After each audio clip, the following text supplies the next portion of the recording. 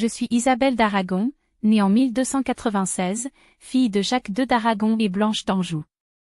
Mon destin m'a conduite à une époque mouvementée, où les alliances politiques étaient autant d'armes que les épées sur les champs de bataille. En 1314, je devins l'épouse de Frédéric III, connu sous le nom de Frédéric le Bel, archiduc d'Autriche et roi des Romains. Notre union était bien plus qu'un mariage, elle représentait un lien entre deux grandes maisons, celle d'Aragon et de Habsbourg.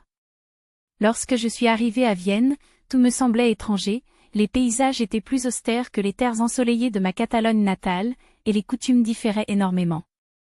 Pourtant, j'ai embrassé mon rôle de reine avec détermination, car je savais que mon devoir était d'apporter stabilité et continuité à notre lignée. Frédéric était un homme fascinant, partagé entre ses responsabilités royales et ses ambitions politiques. Mais ses ambitions furent rapidement mises à rude épreuve. En 1314, un schisme divisa l'Empire, deux rois furent élus simultanément à la tête du Saint-Empire romain germanique, mon époux Frédéric et Louis IV de Bavière. Cette lutte pour le pouvoir plongea le royaume dans des années de conflits incessants. Je me souviens encore des nuits où je veillais tard, écrivant des lettres et envoyant des émissaires dans l'espoir de forger des alliances. En tant que reine, je me considérais comme une stratège autant qu'une souveraine.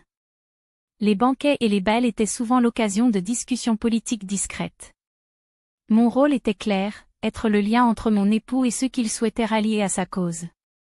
Mais la guerre n'épargna personne, pas même nos propres terres.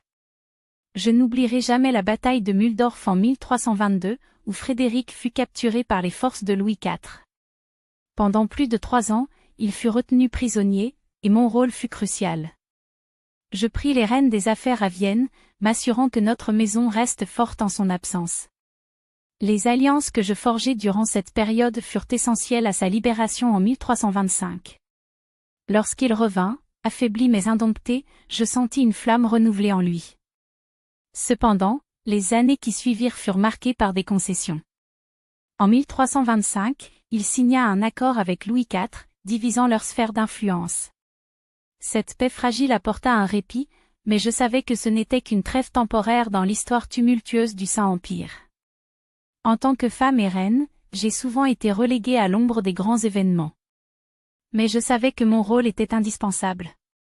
J'ai travaillé sans relâche pour assurer la stabilité de nos terres, pour élever nos enfants et pour soutenir mon époux dans ses entreprises.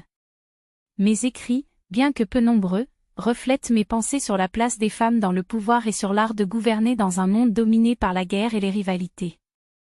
En 1330, alors que les années commençaient à peser sur moi, je contemplais notre règne avec une certaine mélancolie.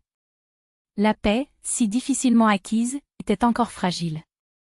Mais je savais que j'avais joué mon rôle, que j'avais laissé une empreinte indélébile sur l'histoire de l'Autriche et sur la maison de Habsbourg. Si je devais résumer ma vie en un mot, ce serait « résilience ». Car c'est par ma force et ma détermination que j'ai aidé à forger une dynastie qui continuerait à façonner l'Europe pendant des siècles.